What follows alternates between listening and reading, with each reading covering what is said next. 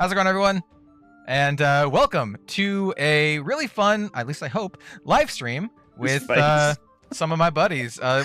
Some of which are out of control, like actually just out of control. Just literally just loose. Yeah. I'm trying to hold hands. I'm trying to hold hands with Vincent. Hey, she's probably got very rough hands, to be honest. I was gonna say soft, but I'm like, You no. think so? I don't know. I don't know. It looks like she's been through a lot. Like, I'll be honest. She looks like she's been through. She seems as though she has very pointed damage. Like it's in one specific spot, and that was not meant to be a pun. From the not a pun until I realized it was. So everyone in chat, please let us know if you can hear us all right, and if everything's going so good. I do have music playing in the background. If it's too loud, let me know. I will turn it down. And before we get started, I mean, we're just going to talk about Dusk Till Dawn today. It's going to be pretty chill, and yeah, it's we'll go down in order on here, and people can introduce themselves. If for some reason you don't know who these people are, you should. But if you don't, let's start with it's Az, Steven, and then Ian. So Az, feel free to shill to your heart's content. Yeah, so I'm Az from Goarin Gaming. Thanks for joining us on this 50% basically of the cards that have been released so far. So all the light stuff and loads of demonic stuff coming up as well with Kel Spoiler and what have you. So glad to be here, and thanks for joining us. But yeah, Goarin Gaming, that's me. The best. I pulled a card as well this weekend. Yeah, I was gonna say the best mullet in Flesh and Blood. Oh yeah, that's also and the one who does the most shoeys as well, apparently. Which I also do have to do another shoey on the Living Legends podcast. I got the courage token wrong. I said that the courage token was going to be a cost reduction thing, and it wasn't. I totally called it. I said it was going to be a buff of some sort. It totally is a buff. Yeah. I think you just want to do these shoeys. I think you're literally just throwing it out. It's like, hey guys, I'll do a shoey, and it's like, come on, please. Come on, please. Don't spoil the facade, Steven. But yeah, who's below me? Steven, I believe. It is. Yeah. Oh, is it me? Yeah, who's that guy? Yeah. Oh, hey, I'm Steven. This guy is though. I've got a spoiler coming out in a couple of hours. Yeah. Oh wow, it's like 2 hours away. That's getting close. Creeping up. Yeah. The voices just don't stop. Can't stop. They Won't just stop. keep whispering. Everyone, by the way, if you want to watch more spoiler goodness, definitely go watch the Yamamatas in about 2 hours or so. We'll cut the stream off before that happens, and we'll have everyone go pile in because it's going to be really good. Absolutely, yeah. It's always really good. It's a very similar vibe to the ones that I've done previous. So I mean, like it's got the same style, but this time I got to collaborate on the voice acting, which is pretty cool. Oh, lovely. Yeah, because Nice. I'm not going to voice act as Vincent. I can't do that. What? You didn't want to get like I could try. an AI look, voice modulator?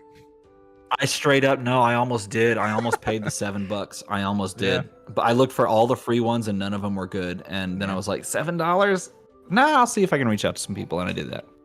Nice.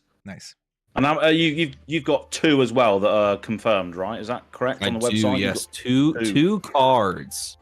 Fantastic. Yeah. It's going to be Lovely fun. old job. I'm looking forward to it. 2 hours time, baby. Get over there. Yeah. And then Bottomsies, Ian, would you like to introduce yourself? Hey, you have a spoiler card too, though, right? I have 2 spoiler cards. Oh. Yeah. Haha. You're not the only ones. Well, Az is the only one to not have hype. 2 in this call. Oh, sorry, yes. Garbage. Nobody knows me anyway. Just random bloke. Hey, you have spoiled more legendary cards than I have, so you can say that at least. Way, there we go then. There There you we go. Exactly. Steven's talking to the voices again. Andrew says the small 2-year-old one this time. This time it's a small 2-year-old one. Yeah. He can't open a door. He's like Velociraptors, except worse because they figured it out. I was gonna say in the end they did, didn't they? Yeah. He's like a cat. Yeah. Like I've known cats that'll just kind of like paw on the door and then they'll stick their paw underneath the door and kind of claw at it. He's disappearing. Look at that. He's disappearing. Anyway, while Steven's gone, I'm Ian from Bright Time Gaming. my spoilers come out in 6 hours time. So head over, and I've got a premiere locked in on Right Time Gaming YouTube channel. It's check so it good out I chose there. to wear pants. Oh man, man, I'm so glad I chose to wear pants to this. Yeah. Luckily, yeah. All right. Anyway, sorry for Didn't break distracting everyone. the news anchor illusion of no Yeah. pants. But yeah, so I've been around the game since the get go, and yeah, I'm looking forward to into some more spoiler stuff. And I, not that it's a huge surprise, but I will give you a tease. My spoilers do have something to do with brutes. So What? so Really? go figure. You and Brute? Are you sure it's not just another illusionist card? Because I know you're a big fan of Prism. Known Prism simp, Ian Kenderdine. Prism Love time the gaming. line. Lovely old job. Prism Time Gaming.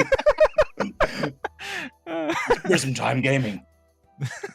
And then as his second channel, Prism Again Gaming.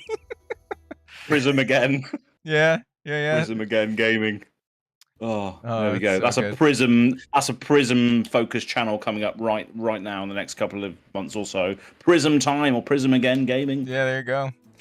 Prism Time Again Gaming. We could start another podcast because clearly you don't have not another enough, one. enough podcasts in your life. Oh I think we need god! to Right. get some Anyway, more going. Yeah, get some more of those going. Yeah, more podcasts. get some more of those going. All the podcasts. All right, so let's who wants to talk about like some spoilers and stuff, right? Because I kind of Deal. I kind of want to talk about some spoilers. Absolutely. All right, so Okay, starting with this most beautiful spoiler spoiled thus far. Go. this is a That's fight. This is so a fight. hard. This is a fight willing or waiting to happen. I am gonna say Figment of Protection. Oh, no, you took my answer. I You're good. agree. You have good taste. You have good taste. Figment of Protection is so That- good. I gotta ask, do you like the classics? Because this very much reminds me of classical artwork in like the best way Oh, possible. 100%. I love Yeah, it. I totally agree. It does. Yeah, Love it it. really does. I didn't even know about this artist beforehand, and now they've become one of my favorite artists in Flesh and Blood just from this one card. I love it so much. Here, I'll pull it up. Yeah, it is a beautiful piece. That's this one right here. What about Ian and Az? Pretty Now scary. I can't remember the name, but the illusionist headpiece that just gives like Studio 54 disco vibes. Hold on, let me find it. I got Oh, you. the Oh, yeah. legendary one. I know what you're talking Yeah. about. Down yeah. the Dream State. Where the hell is it? That one. Where is it? Is it? It's got to be on here. Yeah. Am I blind? Should be. No, it's totally on here. I remember Oh, seeing it. I remember seeing it yesterday. But yeah, like Oh, I like, found it. I to found be it. fair, It's in a weird spot. There you go. Diadem where of is it? Dream State. It's kind of like near the when I bottom. saw that, I'm like, I cannot wait to see the first cosplayer to crack. Oh, that out. that's a good That's point. gonna be obviously.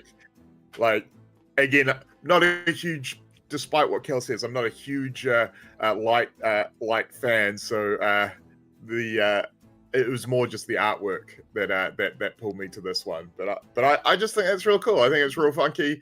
It's got, as I said, it's got like that Studio 54 disco vibe. But Same also artist that did cross Chromai. with, yeah, Yeah. Yeah. but also cross with a little avatar-ish type thing as well there. But yeah, no, look, I think that looks super cool. Yeah. This I agree. artist has done a bunch of art in Dust Till Dawn. Azer Mizoa. I'm not sure. how to pronounce Oscar, it. yeah, Miso, yeah. Really, really cool. And then she also did God, what's the arrow amplifying arrow? She did amplifying arrow. too. Yeah, she also did some other one of the like the She's ring, done- whatever the she's done a Ranger decent aura number. is. She did that one. Yes, yeah, the one that's like the little ranger flying that no one knows the effect Yeah. of because no one uses it. Yeah, no one's played it. It puts an Um, aim counter at the start of your turn. Sure, I'll just say yes. I don't know what it does. I believe you. Noted, Ian. This is actually not this is not a light card. It's just an illusionist card. So Dromai could use this lovely hat if they wanted Good. to. So Mm. Yeah, Hey, that is a good point. Yeah. well, while we're on this card, what do you So, guys think? so Oh, actually, yeah, Az, go for it, man. I was going to say, yeah, so there's a lot of cool art in this set. There's loads of it. And I think a lot of it is going to look cool in foil as well. Like there's a couple like Lumina Lance, for instance, that Flake did. That's going to look sick in foil. Anything that has those like lightning and like bursts of light are going to look lovely in foil. And Lay to Rest as well is another one I like. That's interesting mechanically as well because it turns a banished card, a card in their banished zone face down, which is interesting. So that's another one that's just going to look quite nice in foil. But yeah, all the art in this set is just sublime, really. Yeah, I'm actually that skill of turning a card face down is pretty interesting as well. So okay, what does it functionally do? Like when you turn it face down, it banishes a banished zone card. So it just basically means that it can't be interacted with. Is that what it means? Yeah, forever. It's literally banished. Okay, like super. Okay, it's super banished. It's super banished times 2. Yeah. So like the thing is. You can turn like a ghostly visit face down, so they can't play it from their banished zone. But more importantly, what I think is going to be a key. We haven't seen all the shadow stuff come through, but things like Plasma Fet in Monarch, you had to have a certain amount of blood debt in your banished zone to summon them, and so if you can turn cards face down, they no longer have blood debt. So you're effectively saving yourself a turn before said big bad comes out. So I mean, it's interesting in that way as well. If they're playing Chain and Blitz, you can literally turn their Eclipse face down because you can play Eclipse from Banish. You just yeet their Eclipse out of existence. Same with like the new Funeral Moon and stuff that's been released today. You can just get rid of that. See you later. But I think it's one of those things that's more useful in like limited and stuff, isn't it? Just getting rid of the banished zone, banishing the banished zone, as we said. So only we could play this in limited. Yeah. Can we not? You can if you play Shapeshifter sealed. Well, I think they might be plugging this in with Team Sealed. Like make it like a team event where they pick this plus Monarch plus like one other set, or just this and Monarch, and they just group the packs and then you I was about to say, team Sealed or Team Draft. When you think about it, when the third, because I've said this is the second of the 3 set arc. So when the third set comes out, then totally do Team Sealed with you could. 3 arcs. So dude, like cool. I mean, they have been known for long-term planning. So getting us excited about stuff that they're like years away from. So in other games that I've played before, there has been something called block draft, where you would have 3 sets in a block, and then you would draft one of each pack, or one of each set. That would be super cool to do like a Monarch block like draft where you do Monarch and then you do Dust Till Dawn and then you do third set. Like in a draft format. It'd have to be a little bit different because the supplementary packs have less cards than like a Monarch pack, but I don't know, you can maybe make it work. Maybe do like 1 Monarch double Dust Till Dawn and then whatever is in the next set. But yeah. Here I have That's why I like where they're going with the supplemental sets. If they're going down the theme and the region and the lore avenue, they can then do that. They can then expand upon it in that way, which I think is nice. And it focuses in on those classes that have Living Legended or the fan favorites or whatever. You can support directly those particular things, which is nice. And you can make a big 3-part story arc out of the whole thing and then meld it all together, like you just said.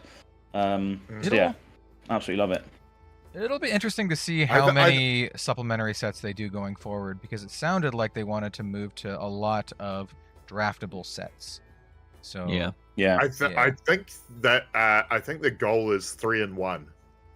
That sounds good to me. 3 and 1. They want to get to 4 sets a year. That's fair. But they want 3 sets to be draftable, so they can be ideally have the draft season for each large event, whether it be Pro Circuit, so basically Pro Circuits, Nationals, and then Worlds.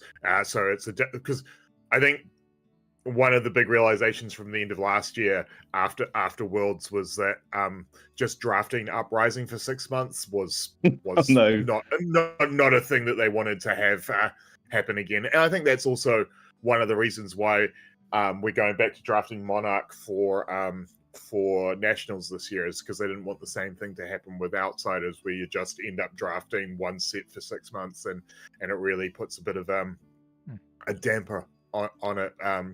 Makes sense. Or a bit of excitement is lost when it's just the same set over and over again.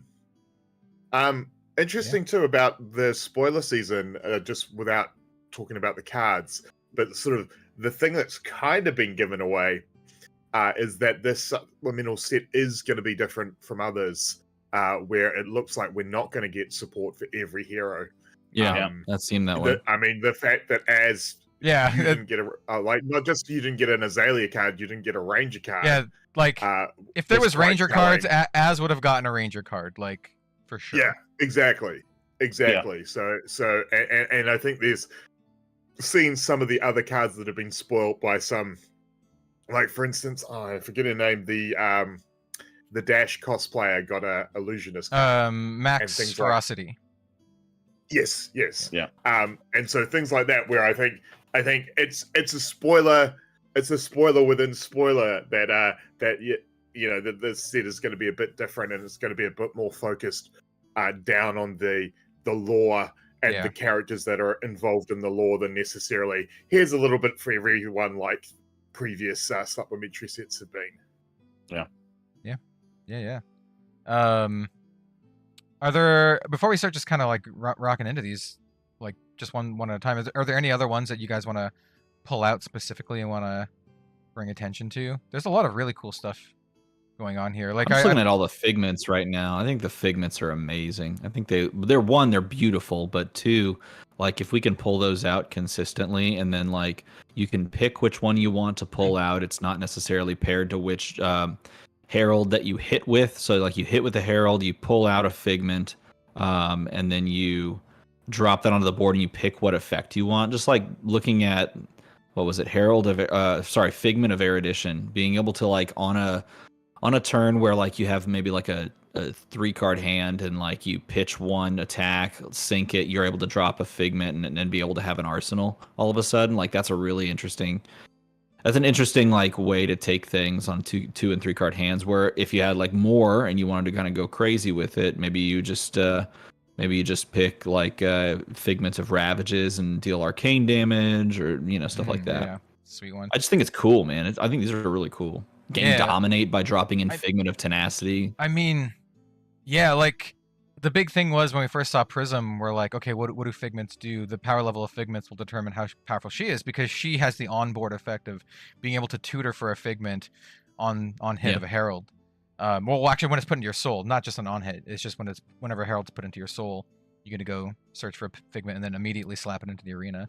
So, yeah, I mean, like you can kind of see how it's playing here, right? You can, you hit with your Herald, goes into your soul. You can give that Herald go again from the new Luminaris, and then you have this lovely new chess piece that reduces her ability cost by 2. Well, that's just the thing you wear, isn't it? Let's be honest, because the hero ability costs 2 less. That's just the thing you wear, isn't it? The legendary is like a must-play legendary. Like it's just if you're playing New Prism, you play with this legendary. Yeah. I do find it interesting that it's going to be a little bit. People are going to be like, I want to play all of them. And then they fall into what happened with Brutes when we got all the randomly draw or discard with no defense cards, and all of a sudden you're like, there are a lot of turns I can't block because my hand is chock full of 0 block cards. Oh, you're talking about like the Heralds? What's interesting about them is they're There's all only 9 though, right? They're all legendary, so you can only run one of each. There's only 4 cards in a hand, Steven, so... I know. You just run 70 card deck. Also, the interesting thing about the Figment too is the Prism can only search the deck for it. So if you've happened to draw it, well, yeah, it's a yellow pitch 4-cost instant, right? But you can still slam it down as well. Like that's the interesting thing. Like let's say you draw into which one was it? Figment of not Rebirth, which is the one that makes a spectral shield. Oh, that's protection. Is it protection that makes a spectral? Yeah, it is. Yeah. You can just like on an off turn arsenal it, and just keep a 2-card hand after a 2-card block, and then pitch 2 yellows, and then jam that in, and have a spectral shield, and then pass your turn. Yeah. Like there's like interesting things like that I think might be okay. Plus, you also have to consider if you're tutoring some of these out of your deck, you're thinning your chances of drawing them, particularly if you get an early connection and you get it out immediately. You're taking that 60-card deck ratio and you're going, okay, now I have 7 and 60 to draw. All right, now it's 6 and 54 or 5 and 51. It's like stuff like that all of a sudden makes the math a little bit more intriguing, perhaps. Oh yeah. It'll just be interesting to see how it functions. Yeah. But there's gonna be 1 in 10 games where after turn 1 you draw up and you're like, this is really this is not that is a this real is not possibility. a great opening to this game. Yep, that is a real possibility. I think it won't be as punishing in CC as it would be in Blitz, because if you get that hand in Blitz, you could pretty much be game over. Especially at 32, right? At 32 health in CC and 16 in Blitz. Yeah.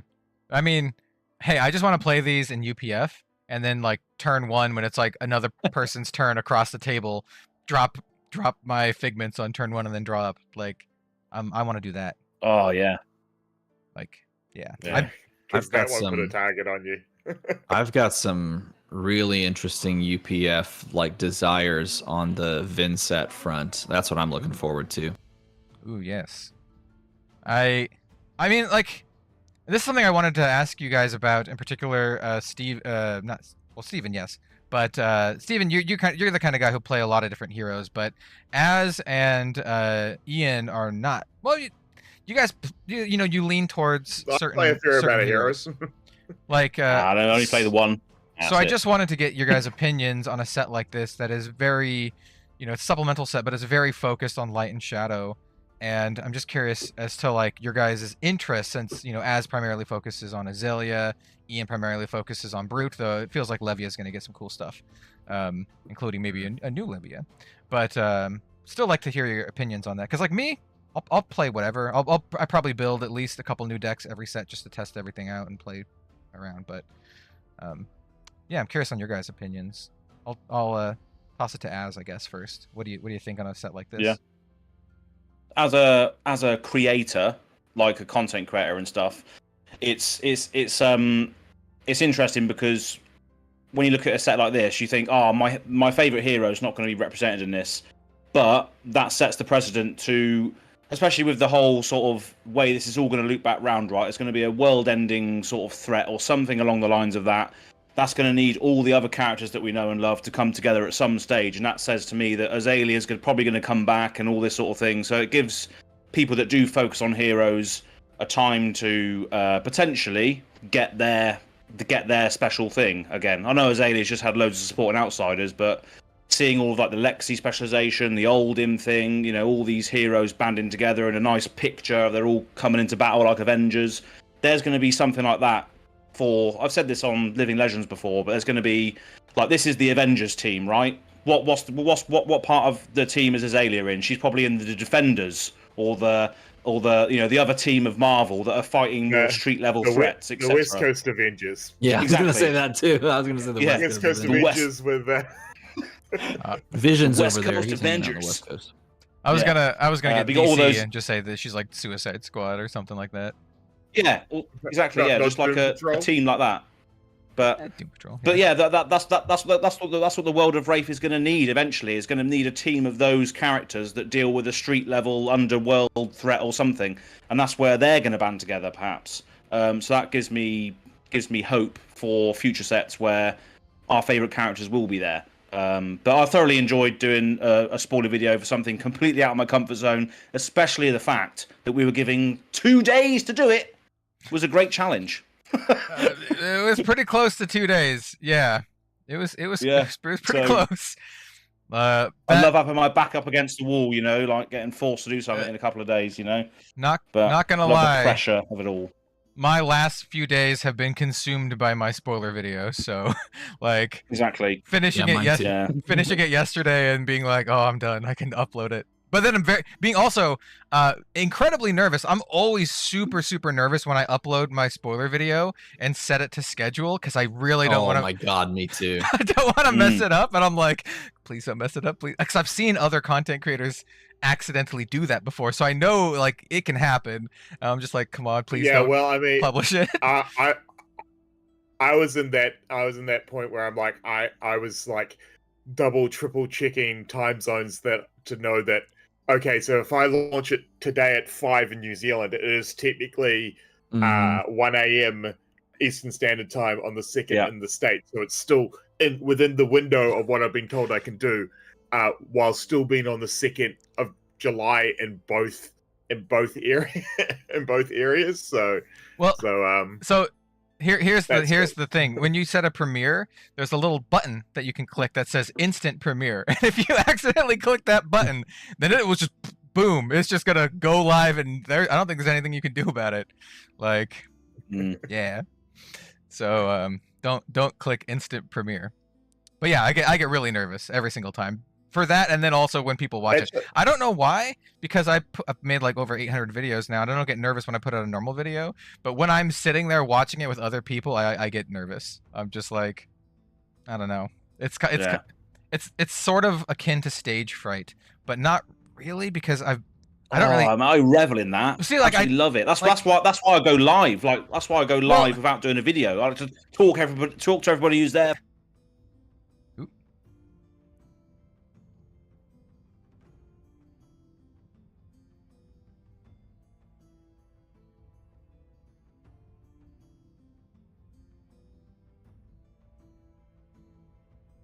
My Discord crashed.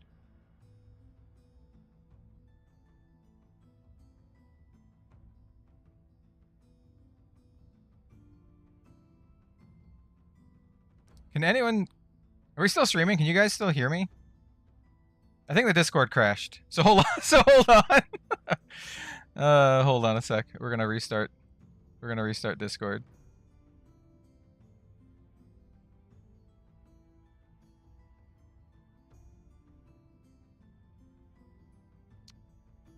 We'll see.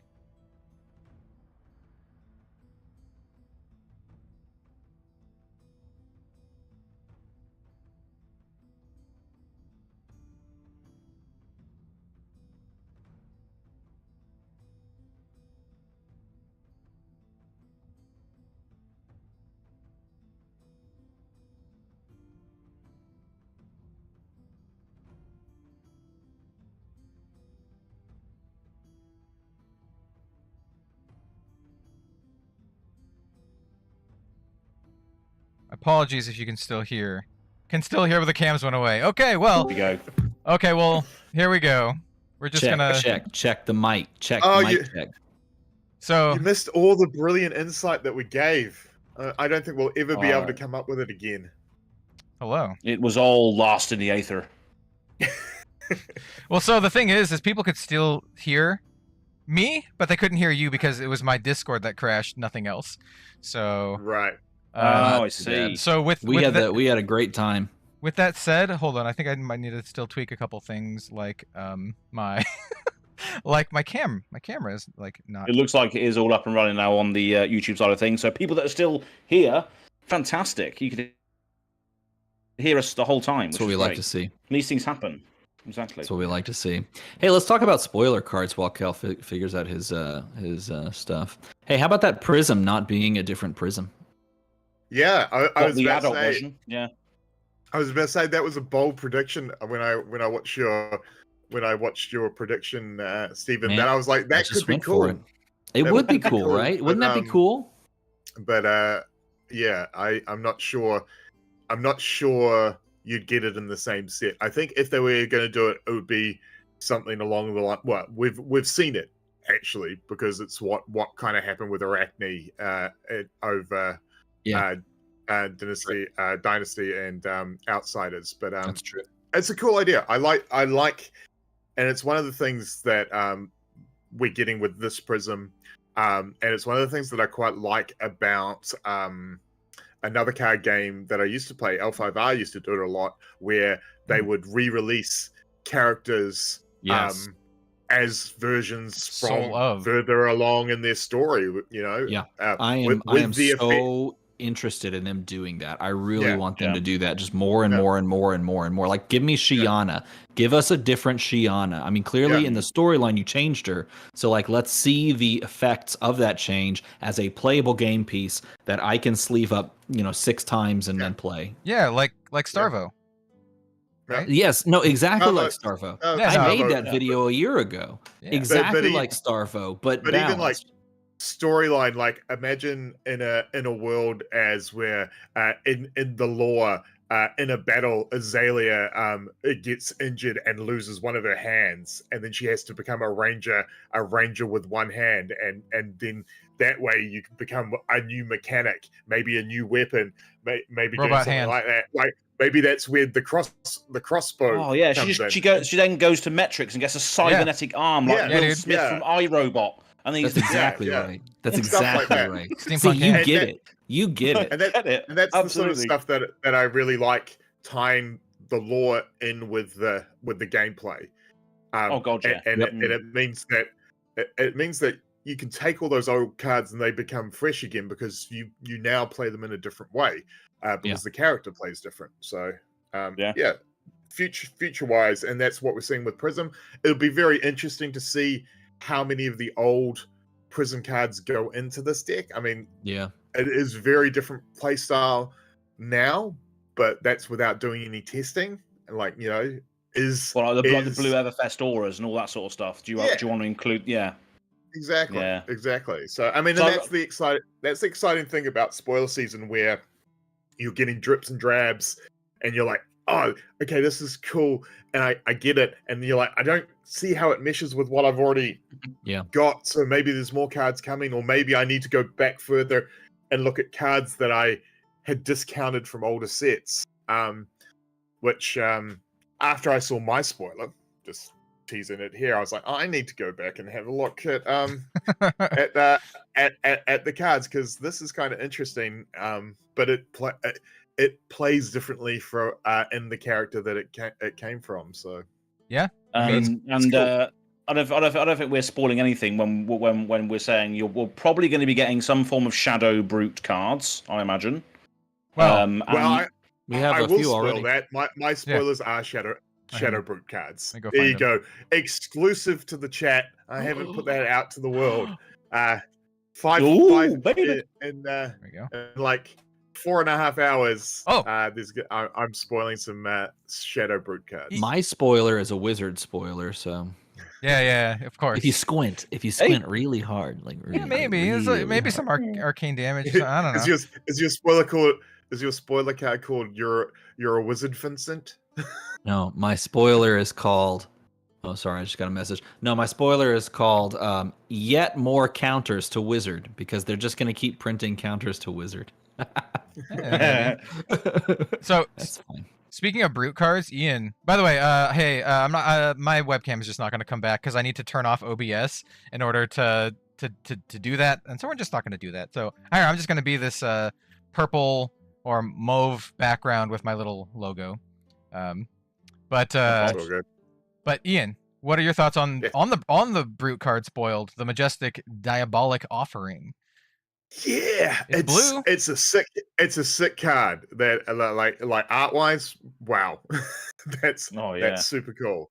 And again, this is one of those cards where you're like, I need to go back and have a look at Shadow Brute to see how this works, because it's like if the card with 6 or more has been put into your banish zone this turn, Diabolic Offering gets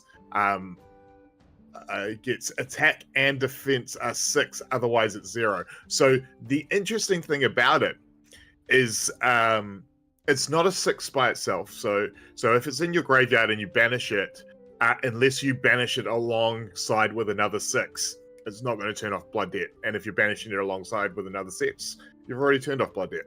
But the interesting thing for me, when I first looked at this, is that if you're playing Art of War in your deck already, you can defensively pick +1/+1 and banish a card, banish a 6, and then this blocks for 7.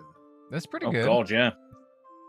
Interesting. So it's effectively if you have Art of War, it's an unmovable for the cost of an Art of War, which is pretty good. So you'd pitch like a especially yellow or blue, and then you'd pay for the Art of War.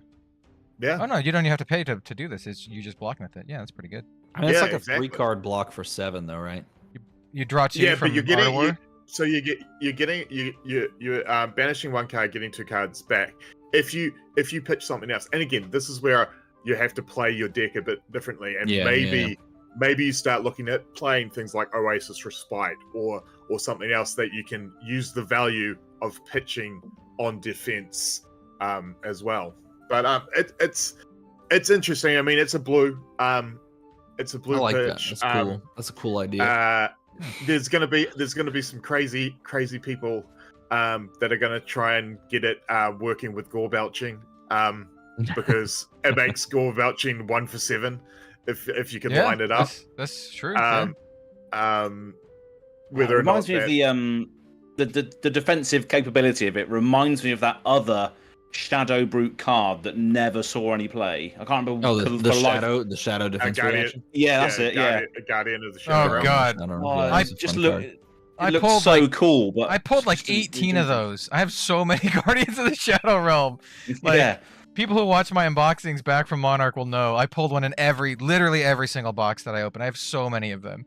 Does anyone want a I Guardian played of the that Shadow Realm? in I played that in Chain for a hot minute just for sideboard tech. Yeah, it's not Right terrible. before I think it Chain was got It was in What? my Levia deck. It was in my Levia deck list for Pro Tour 1. Oh, there you go. It was sideboard option against I think it was against Bravo matchups to stop the crush absolutely owning you. So you then took crush damage and then couldn't turn off blood debt. So Well, But Guardian it of the Shadow wasn't great. Realm is not in the set. That's in Monarch. Should we move swiftly on to something else? yes. So to answer your question, Cal, good, but it's going to need some testing. I like that, honestly. Good but weird, or good but like, doesn't immediately have a place. I think is really interesting design. Yeah. I really like that. So it's not just like a strict upgrade over something that already exists. I don't know. I think it's cool.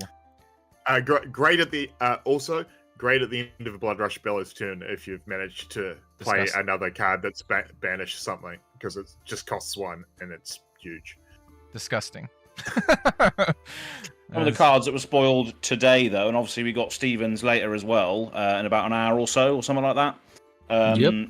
Those ones were pretty sick. So we had the widespread cards from yeah. Pablo and Brian. They were pretty sick looking. The Rune I like Gated ones. widespread. I like widespread ruin. It's a 2 for 6, but it forces the banish of the top card of the deck. I like that. I like top card of the deck mechanics because like your opponent can't play around it. Can't foresee it. No, Quote, unquote. exactly. Yeah.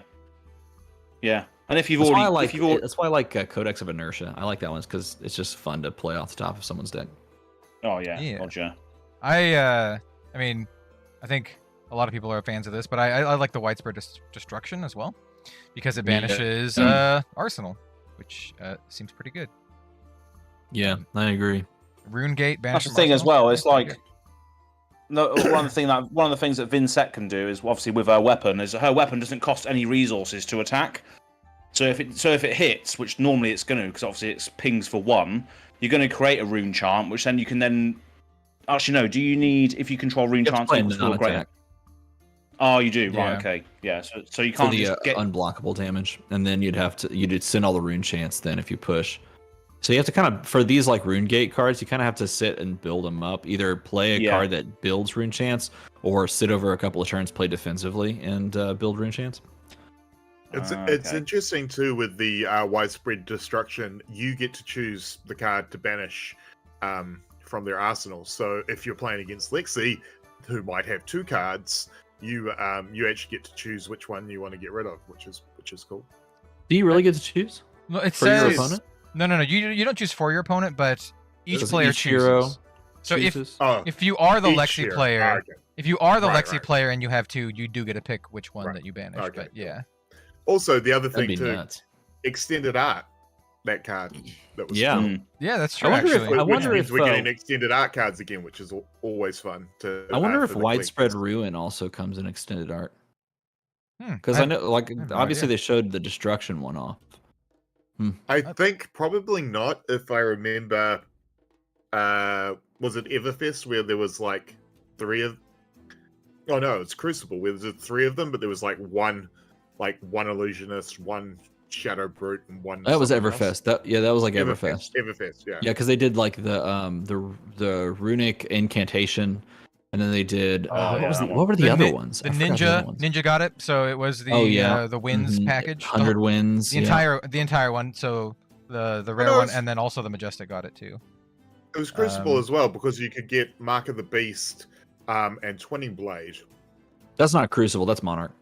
Monarch. Well, Twinning Blade Oh, is in Crucible. Twinning but Blade's extended art. Yeah, Crucible. that's an extended art. that's Yeah. what- Mark Yeah. of the Beast. So Lumina Ascension, Mark of the Beast, and then the other one. That's what you're talking about. You're Right. talking about Yeah, Monarch. yeah, It was Totally Herald, get what you're saying. Herald of Erudition was the other one. Yes, Yeah. that's the one. Yeah. Yeah. I remember the set they did it in though. There was only one for each class, or minimum. There wasn't multiple Yeah. extensions because that makes your one class deck really expensive if you want to completely bling it out. Everfest they did it for a bunch of random stuff because like Knick-Knack Bric-a-Brac got it too, like just a bunch of random. Yeah. And then that card, Aether Wildfire? That Oh, card, that one, yeah. that card sucks. No one plays with that one anyway. Aether something? Aether garbage. I don't know. It's All right, best legendary you've seen so far, and why is it Iron Song versus? Empyrean Rapture is my pick. That one's pretty good. And specifically the cold foil extended art is gorgeous. It is probably my chase card of the set. That's the one that I like selfishly want the most, not for playing, but just want it. So I think for me, it's Figment of Protection. That card is beautiful in extended art. yes, Marvel. I definitely agree. Yes. I wonder if the front side is cold foil too. It's got to be, right? I for the think they're Marvel? both cold It's got to foil. be. Oh god, it's gonna look so good. I really hope that. So we haven't seen all of the figments in the full art Marvel version, but you can kind of guess and maybe hope because I'd love to see Figment of Ravages also, like the extended art. Oh, Oh, no, that- there's a picture online somewhere. Is there the one on February Yeah. only has the I know. regular version? I'm looking at it. Yeah. okay. Whoever spoiled it, I think, posted a picture, but I could be Okay. wrong. I'll- Maybe I'm just misremembering. I'll have to go find that because these are gonna look amazing. Like Ravages, Mhm. Figment of Triumph with the Eleonora Patiera artwork, absolutely gorgeous. Tenacity. We were talking about this before the stream started, but this totally reminds me of Thor battling the Midgard Serpent and or Twilight of the Thunder God album by Amon Amarth. That's what this Figment Oh, of Tenacity yeah. looks like. It literally looks like Twilight of the Thunder God. Jormungandr. Yeah. Oh, love that album. Against Jormungandr. Okay, what are the other legendary options? So there's the illusionist hat that we talked about that Ian really liked. The Diadem of Dream State. Yeah. Interesting We card. also got that. We also got that Bolton-esque chess piece as Mhm. well. Yep, Ooh, yeah. I was just looking at that one. That one's that- pretty good for him. That seems really good. Yeah, let me try to find it. Where is it? So on here? because he can now do things. He can when he charges things. He can do things when they charge with the soul flare stuff, right? So he can Yeah. still do some things by charging on your opponent's turn, but then on your turn, you're not going to have as many cards, are you? So is that a good thing or a bad thing? I don't know. I don't know how that compares to see. what. 2-block temper. When it offends, you can charge your hero's soul. The first time you be dealt damage each turn. If you've charged this turn, prevent one of the damage. Interesting. So it rewards you for charging on your opponent's turn in regards to defensive capabilities, or I guess it prevents arcane damage at instant speed too. I suppose. Yeah. Yeah. It does that too. It's an interesting card. I like it. Was there a Bolton card that let you charge from the top of your deck, or am I just daydreaming? I think that's what we hoped for. but I don't Lumina Ascension sort of does, if that's what you're thinking of, because you'll obviously Yeah. reveal it and then charge it if it's a light card, and then gain the life from Lumina Ascension. Like that's what I was saying on the podcast. I was like, man, Bolton just needs a way to charge not from his hand, because just like taking a card from your hand is just so brutal. yeah, that is the downfall of the charge mechanic, because you're going card Oh, negative, you know. There is. Yes, it's called Prayer of Bologna. So I wasn't dreaming. So it sort of does. So Prayer of Bologna, 1-drop Light Warrior action. Your next attack gets +2, and then reveal the top card of your deck. If it's yellow, put it into your hand, then charge your hero's soul. So it kind of charges from the top of your deck. It kind of like it replaces itself. Yeah. It draws you a card and then charges. Yeah. So I think that one seems pretty good. Pretty good for Bolton. He needs more of that kind of stuff, where he gets like card advantage or card parity while also charging. Because he's just rough. I know there's like the Bolton diehards. I'm really curious, by the way, if there are any Bolton diehards out there, what y'all think of like the Bolton support so far. Is it enough? I have a feeling people are going to say no just because, but like, are you happy with it? I guess I should say. Speaking of which, what do we think of the sword?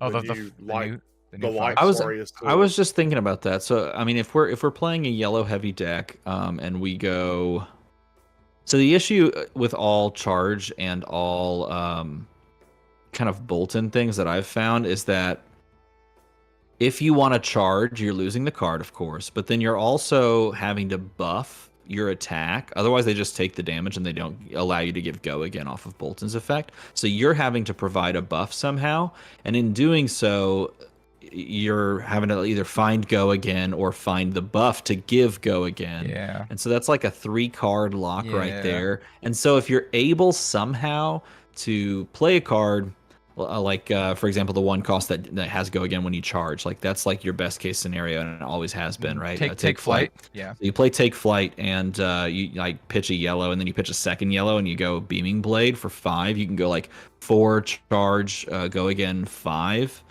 Like that's a 9 damage turn on a 3-card. No, it would be like a 4-card hand still. So it's just rough, man. It's just rough. It is, and it's also rough on just you've had to block out 2 or 3 cards, and you're like, I'm not gonna have enough cards to pay and charge a card to swing with the blade as well.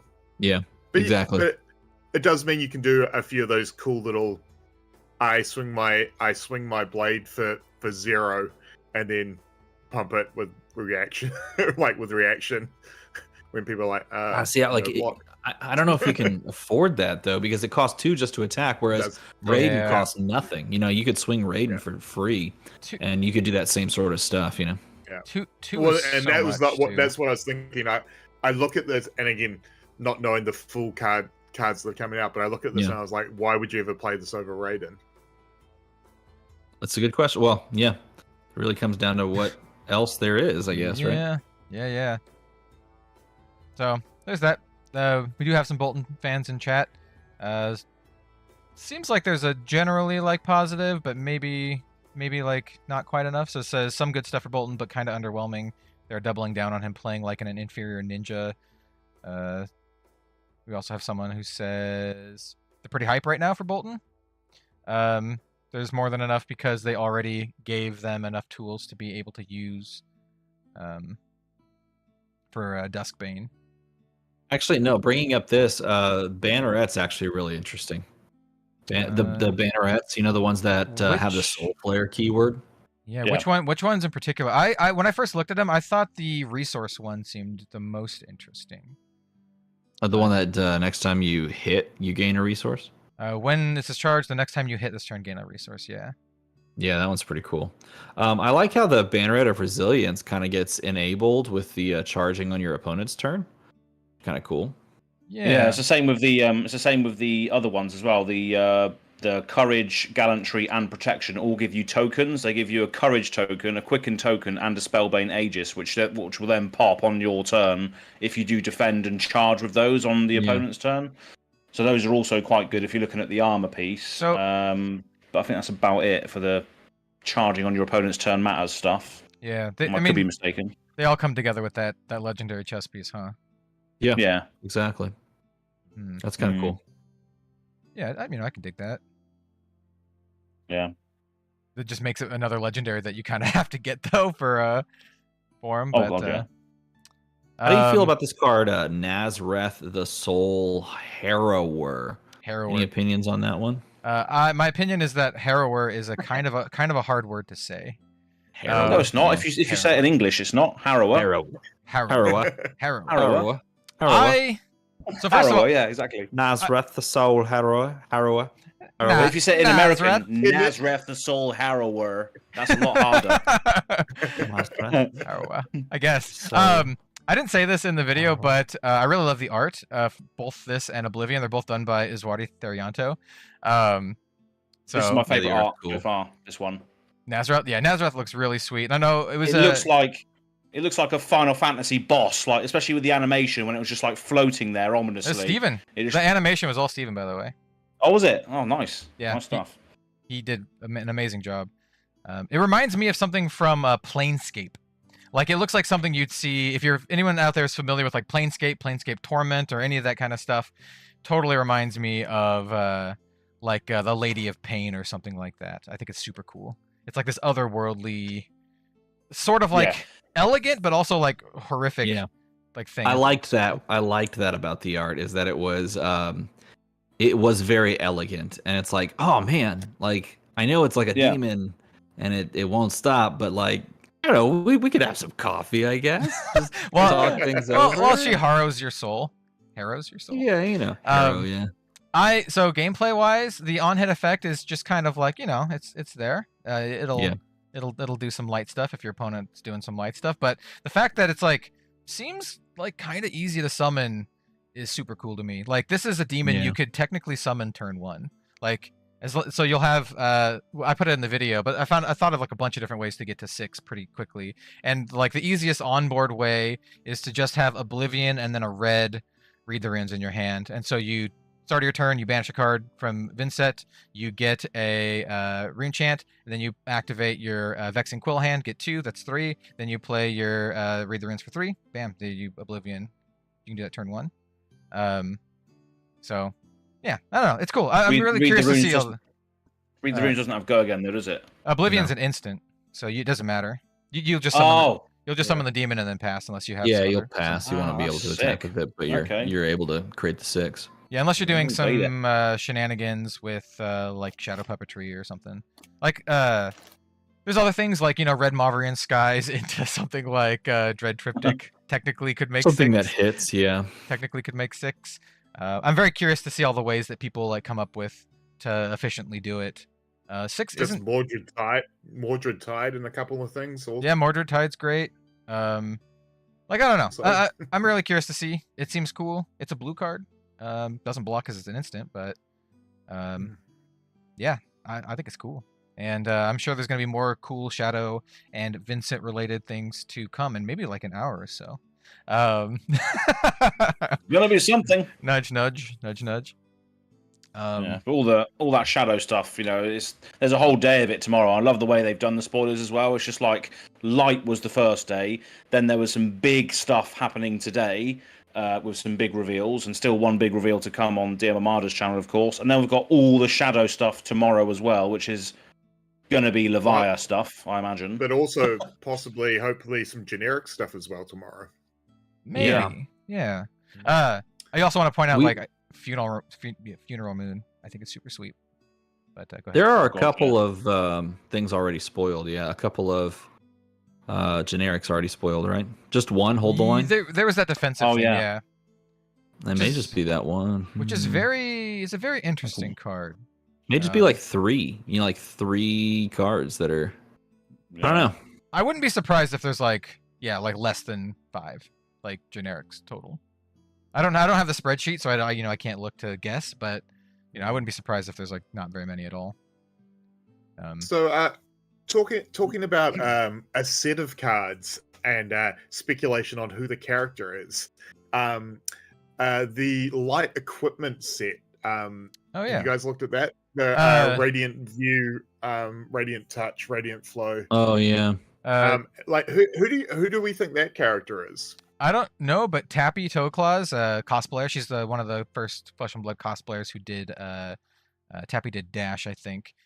She was super stoked to see this, and she's like, "Yo, I wanna cosplay Flesh and Blood again." And just seeing stuff like that makes me super excited. I'm just like, yeah, more people are just getting into excited about Flesh and Blood. She has 2 prosthetic pinkies. Yes. Are they prosthetic or are they just Totally. or are they just like a cap, like a pinky cap that she has on that's just kind of like a sharp metal pinky cap? Let me pull up. I don't know. She's an assassin from Aria. She slits people's throats with that finger. It's a light assassin would be pretty rad, to be honest. But that would be really cool. That's called Shiana. Oh yeah, it is. Absolutely. Is this Shiana? This is not. Well, I mean, it could be technically Shiana. Anyone could technically be Shiana because she's a shapeshifter. Anyone could be Shiana. Everyone's already playing with Shiana. They just didn't know it yet. 100% Shiana confirmed in the next set. I mean, we don't even have Shiana confirmed in this set, and we have a Shiana specialization. Like, 5th anniversary, like, if they ever do an unset where, like in Magic, and like all characters are just Shiana. Oh no. the unset, yeah. Oh my god. Everyone's just awesome. I would love that. And then you get like the Spider-Man meme with Shiana just pointing at each other. It's like, oh wow, yeah. It's like Art of War, but instead of like the big godly figure, it's just Shiana in the back. It's just everything is Shiana. It's like that scene from Being John Malkovich, except 5-year anniversary. Can you believe that? It's coming up. Is that next? That's next year, man. This year's 4. Yeah. Next October. Yeah. What? Yeah.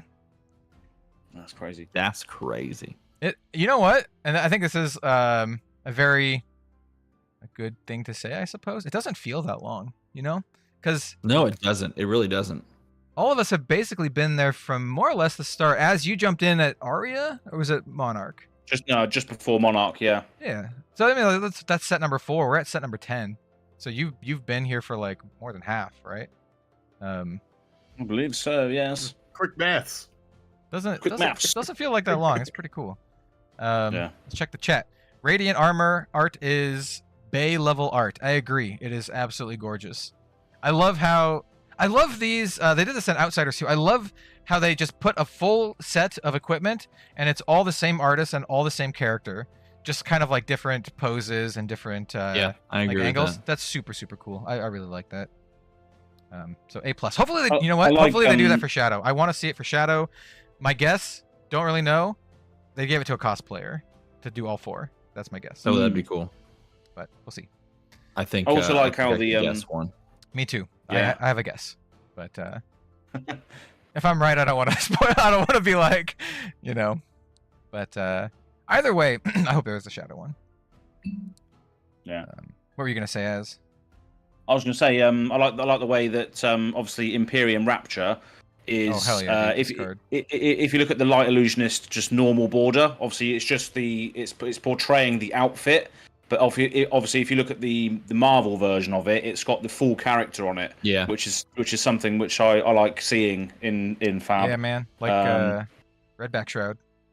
Yeah, exactly. So the extended art version has the full character. A lot of people still. Yeah, Trench as well. A lot of people want to see the Shock Charmers lady. They want to see that. Oh yeah, Iswardi. He's done some like fan art and other stuff with that character.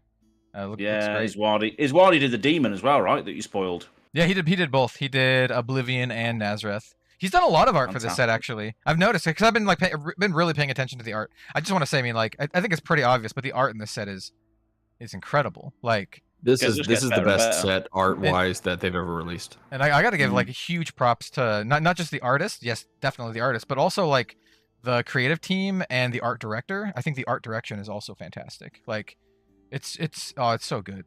Yeah. I love it. It's so good. I also like style wise that we're getting a few cards like Figment of Rebirth and Figment of War, which have got like the stained glass motif type design as well. So that also gives another aesthetic difference in cards as well, which is I think it's cool. Those are done by Eric Klug, who is a pretty well-known Magic the Gathering altarist, or just card altarist. And they've done some other similar style, very, very stylized. They're the kind of artists where, like, you definitely recognize their art. Like, it definitely, like, is, stands out from all the rest, which I think is a good aspect, or good attribute. Also, Daria Klebnikova, the artist who did the Figment of Erudition, her art also always, like, really stands out. Oh, it's so good. And then, I might have mentioned it already, but I want to mention again. Figment of Ravages, done by MJ. If you don't know who if you don't know who MJ is, she's the person who does a lot of the Flesh and Blood like Everything. box art. She does the card frames. She's also an incredibly nice person. I got to meet her at Worlds, and so it's cool to see her doing another piece of art. And I think it's Also, really, really cool.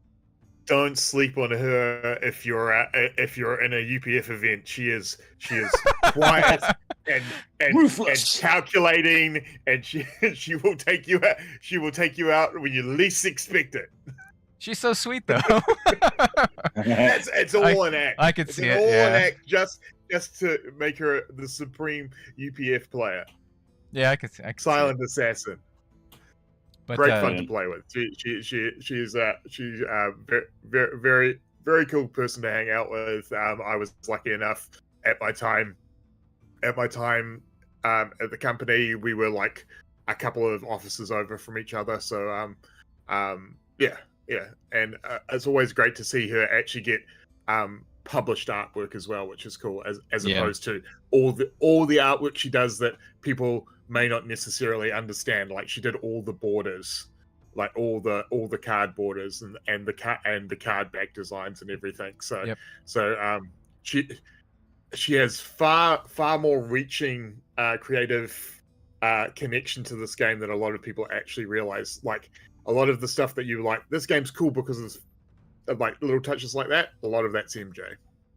Yeah, I mean, like she's one of the reasons why the game looks the way it does, and I think she's like a big reason why, because the frames are one of the things that a lot of people like notice first, and how like flavorful they are with everything. So super good. Yeah. Let's see, what else do we have here? I like these yellow instants that the light illusionists have access to. So one of them gives your heralds go again. One of them devalues the power on something's attack, so it can't pop your things potentially. And obviously the other one gives your heralds a +4 block for nothing. Those instants seem quite good. Although I could just be chatting trash, but I just do like the effect of the instant on those as well. Those three there.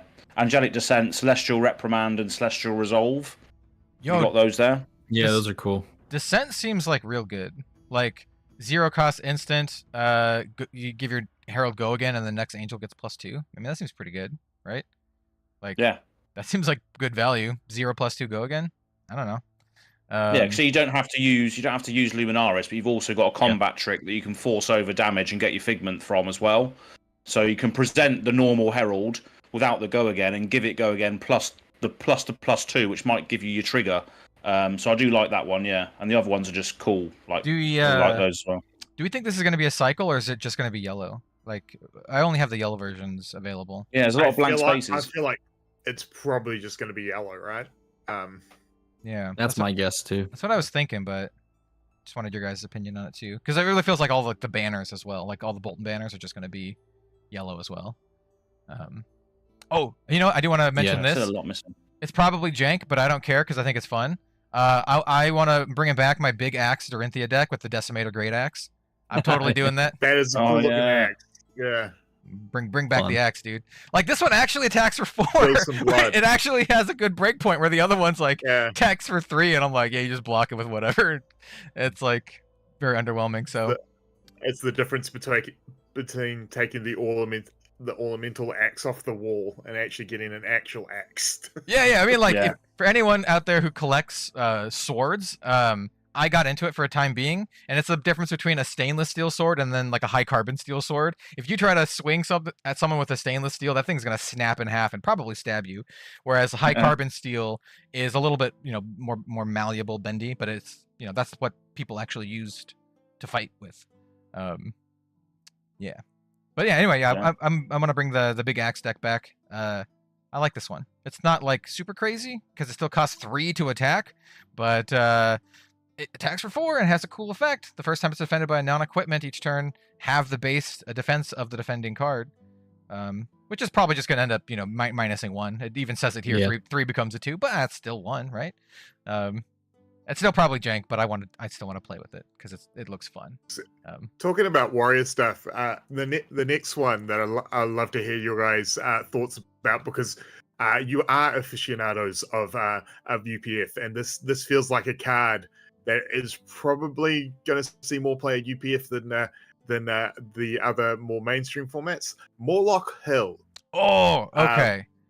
The next time you would be lethal damage this turn, you may banish Minerva from your hand or arsenal to prevent that damage. How Get out of here, Minerva. Okay. See ya. Yeah. How cool is that?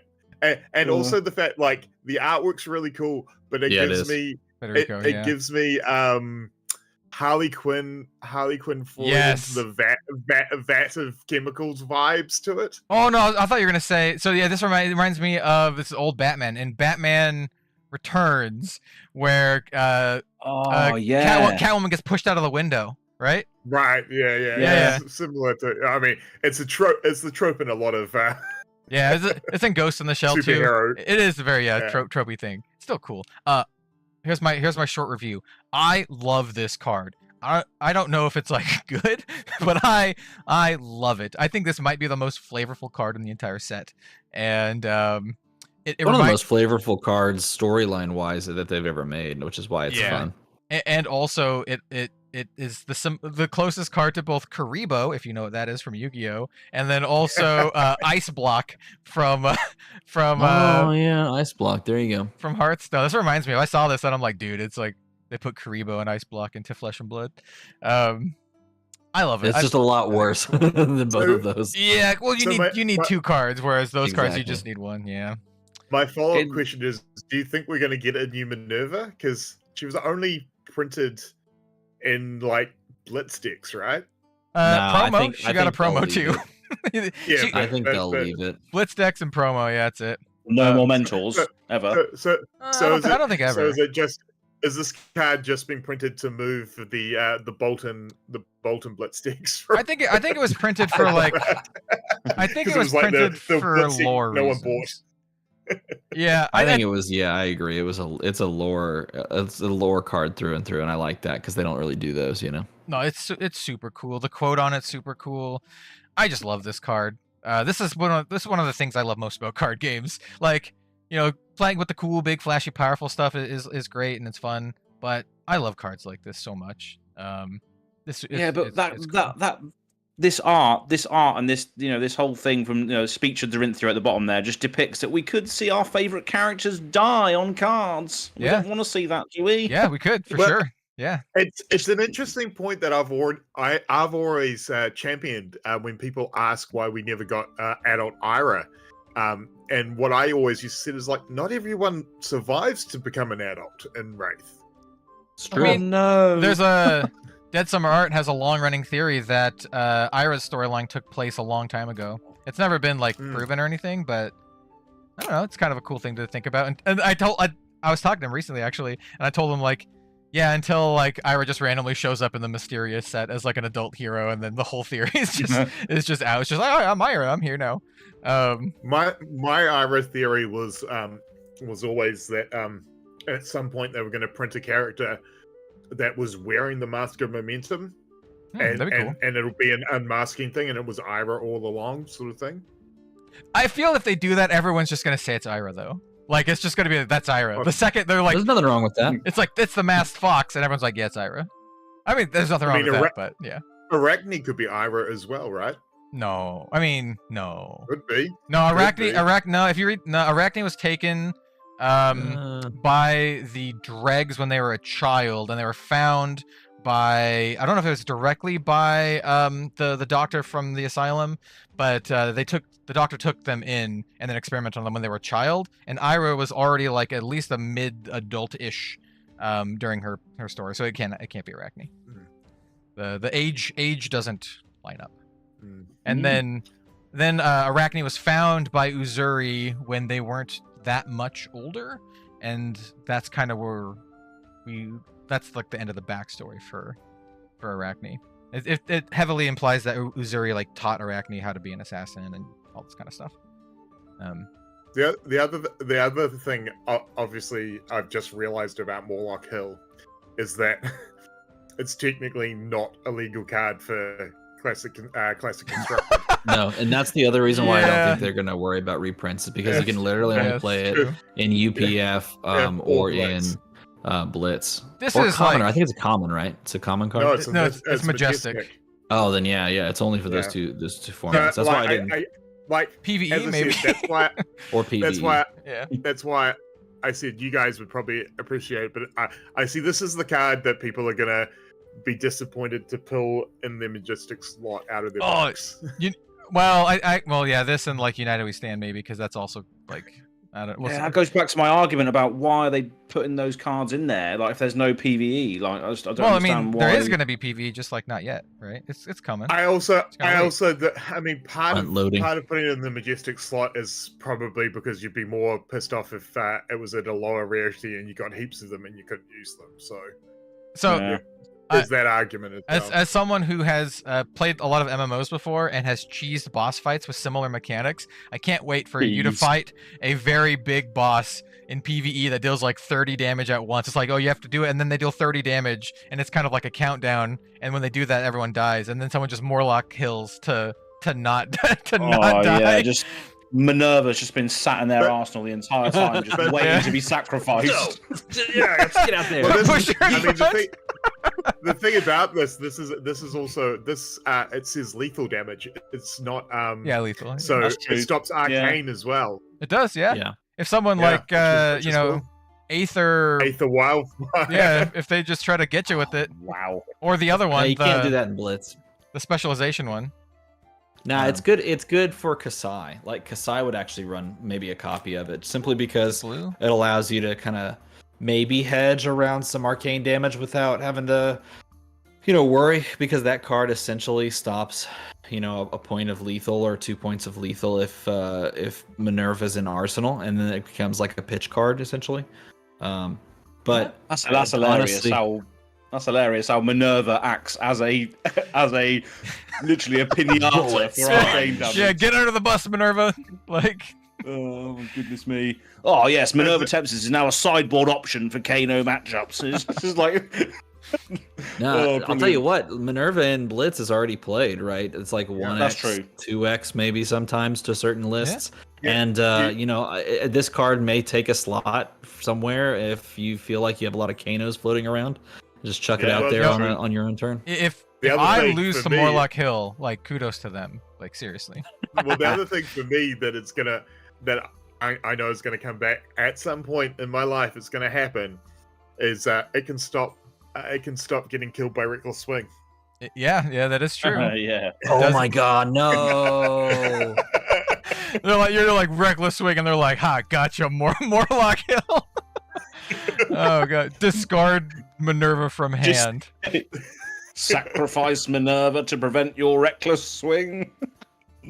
Oh, brilliant! Sacrifice. You can just see it Minerva. happening, can't you? You can see like you got this brute coming in to swipe off your head, and suddenly you push Minerva in front, and off goes her head instead. Quick, Unlucky. stand here. Yeah. Uh, It's a mere flesh wound. Yeah, I do Just like this Minerva, card. Minerva yelling at you like, "Never swing at a brute on 2 life." Yeah. Yeah, like one of those. That's awesome. I also love that they gave this to Dead Summer Art to spoil. It's like the perfect kind of flavor. It is, yeah. No, Flavor it thing straight for up is. It's like they made that for him. Absolutely. Yeah, it's good. Yeah. I And dig it. again, also just one last thing going back to the art, that is going to look sweet in foil with the Yeah. the white lightning at the back. I think that's going to look Yeah. amazing in foil. It's Mhm. okay. So, lore. So we see Minerva go falling into like this portal, but hey, in stories, they're not dead until I see a corpse. All right. I was I going to don't say, think are you she's about dead. are you about to Boba Fett Minerva? I don't think Yeah. she's dead. Yeah. Yeah. Boba Fett, it's straight up. That's a great, Yeah. Except she's not connection. gonna, get juice back in her jetpack and then fly out of the portal. They're just gonna go to Arathiel, and then Minerva's there, and I was she's about like to say, I was super about to say- like legit because she's been battling demons for years or something. Well, exactly. Yeah, She's yeah. gonna be like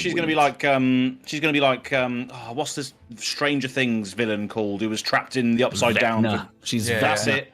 She becomes Vecna, and then suddenly, ridiculous power level. Eh? Um, I was about to say, maybe she becomes an we- Embra. We don't know how those are made, right? Exactly. Yeah. That's I true. think Actually, what would be great is if we come back and we find out that you remember that Guardian that's got like the huge axe in the wings from. oh yeah, It's yeah. like yeah, like Jarl it comes back and she's Ventress or actually, something. Doot the Guardian, as yeah, we called dude, him yeah, back yeah, then. she's actually dude. What was that guy's name? They gave him a name It's, on Buckle, right? Yeah, it's like Jarl. Well, no, maybe that's the other Guardian guy. Vitradi, yeah, Jarl There's- Vitradi, I think his name is. There's one that's like Jarl Vitradi, but that might be the other Guardian in heavy armor. I think That's- it's the same person, right? It's definitely a Guardian in big chunky armor. I think it's the one on Mangel. Mangel. Yeah. Man, Yeah, they're all the same. Pulverize. Pulverize, Mangel, and Buckle as well. Yeah. Yeah. And It's just him without his helmet, I think. it's super And weird. righteous That, cleansing as well. it's super weird that he has wings. And righteous cleansing, in, yeah. in one of them, in righteous cleansing, he's got like wings. I don't know. It's weird. Yeah, I think so. But He's pretty yeah, Jarl. Pretty Yeah. cool guy. He seems like a pretty cool guy. Just taking chunks out of people. That's what it does. He just takes chunks out of people. I've got a Yeah, feeling we that got- Steven's card might take chunks out of people as We got- well. Which is We got 42 minutes. 42 minutes. 42 minutes. All right. Well, let's talk about a couple other cards then. To go change into my before we go. cosplay. What do you guys think about the new one-handed warrior shield? Bastion of Unity. Is that the temper one? Yeah, it's the temper yeah. one that has the Unity mechanic, so it gets +1 when you defend with a card from hand. It like blocks what, 3 total? Isn't that right? Yeah, it'll block if you do the Unity mechanic. It'll end up blocking. No, it can block. 3. Yeah, 3 in total over the course of the game. It'll block I think. 2, and then it'll block 2 again. It'll block 4, right? Because it'll. No, because no, it'll no. get the -1 counter, and so it goes to Yeah. 0, and then you block with it, and it goes Yeah, to, that's true. Yeah, and then it blocks 3 total. For A lot of things that I've seen floating around is why is Dawnblade not a one-handed weapon? Because every single piece of art has Dorinthia Yes. wielding that as a fencing sword. It feels like Yeah, a I mechanical don't know. reason. Yeah, it feels like mechanics Yeah. over lore. because you don't want Alright. 2 Dawn Blades. I mean, Yeah, Yeah. exactly. Yes, you do. I had the same argument way back in Arcane Rising. Is like, why is the Technoplasma pistol a pistol? Oh yeah, a 2-handed pistol. Yeah. Oh, oh my! It's It two-handed. feels all of that just feels like mechanical reasons. They're like, we don't want to give you 2 of them, so it's a 2-hander. It's the golden gun. It is, yeah. Goldeneye, yeah. There's a golden gun. It would deal like 40 damage on hit. I mean, Oh, have it you would ever seen it with the Technoplasma purifiers attached? Yeah. Yeah. Pretty Yeah. beefy. 40 damage on hit. That's brilliant. Golden gun. On Yeah, hit, dude. win the game. On hit, you win the game. Yeah. Someone We're waiting- Photoshop that card for us. Put golden gun in this set that's full of all these light cards. Just make one of the heralds just holding a golden gun. Just make it a light mech weapon so no one could ever use it. Oh my god, that'd be so cool. It's a shame that a Shadow Mech isn't in this set, but here we go. We can't have everything, can Oh we? god, Shadow Mech. Hey, The what most one-handed busted. swords are there besides Centauri Saber? It's just Centauri Saber, Yeah, right? that's it. It's just Centauri Saber, yeah. Because 'Cause both the Dawn the Blades are Quicksilver two-handed. daggers are daggers. Kadachis, but I mean they're more daggers than They're swords. Yeah, they are daggers. I think they're classified as daggers, right? They are, yeah. The only swords are Dawn Blade Resplendent, Dusk Blade, and hold on a then sec. the Centauri Sabers. Can you use Dawnblade Resplendent with that then? Can you? No, it's a No, it's two-handed. two-handed. Oh, Yeah, right, okay. those are the only ones that exist in the game, and the only ones that are one-handed are the Centauri Sabers. So currently, it's only Centauri Saber that you can use with Bastion of Unity, I think. Can See, we that's- pretend that Dusk Blade is a warrior weapon? Can we just Eh, pretend? I think Duskblade is that also one-handed? is also two-handed. Or is Yeah, it I one- know. I just wanted to. Someone mentioned Duskblade earlier, and I was like, "Why are we talking about that? Because it's like a warrior card." Or they were like saying it was a warrior card. It's a totally Yeah. a rune blade card. Yeah, it is. Yeah. Can we Raiden's pretend that it's a two-handed as well. warrior? How much better would I that mean, it card doesn't- be if it were? I guess like if we're gonna say all swords, I guess there's also like Nebula Blade and all the Rune Blade ones too. Yeah. Yeah, we don't have Yeah, a but you one-handed can- sword. No, we don't. That's weird. Like we don't have. We have the hatchets. We have the Besides daggers. We Centauri. have saber. I guess. Yeah, but a Yeah. one-handed sword. Do they Edge do of exist? Water, Was that one-handed? What? Is it? no, Raiden? no, it's two-handed. But Raiden's yeah. a two-hander though. Yeah. Look, all I'm saying is that when you look at Talishar the Lost Prince, it looks like a pirate's like A cutlass. I Looks kinda wish like a cutlass. Talishar was like, especially since you only get to swing it 3 times. Oh, I It know. Wouldn't that be great? would be great. That would have been a good I mean, it opportunity to introduce like a unique weapon keyword, like, oh, you can only have one of this weapon, but it's a one-hander or something like that, just to make Yeah. it so you can't duel with it. Like, make it a legendary or something like Peculiar. that, like legendary Yeah. mechanic. I Yeah. guess we'll have to wait for the pirate heroine to get a cutlass. Yeah, maybe. I wish. Have a- Here's the thing. have I a think cutlass and a pistol. Outsiders And too. a- Pirates. I know. I have wanted a one-handed sword, like a cutlass, and a flintlock pistol, because like that would be so cool. Oh, yeah. Come on, like that'd be awesome. People would love that. People would love it, especially if it interacted with coins or stealing. People named Yeah. DM Armada would very much love that. Very much. I mean, come on. If you're in chat and you wouldn't like a combo of a one-handed sword and a flintlock pistol and thievery mechanics, sound off in a comment below if you would not like that, and we will remove you forthwith. You're gone. You're out of here. Banished from the banished zone. You're turned face down in the banished zone. Absolutely. Also, It'll just be an Stephen, Outsiders 2. Outsiders 2 will have pirates. I'm feeling more and more with your prediction video that we're not going to get a merchant in this No, I don't think so. in this set, unfortunately. I don't even think we're gonna. Or if we do, You may there's like a have shadow merchant. 35 minutes to find out. Ooh. No, how Sha- cool. shadow- we should. Shadow Really pretty sick. Merchant.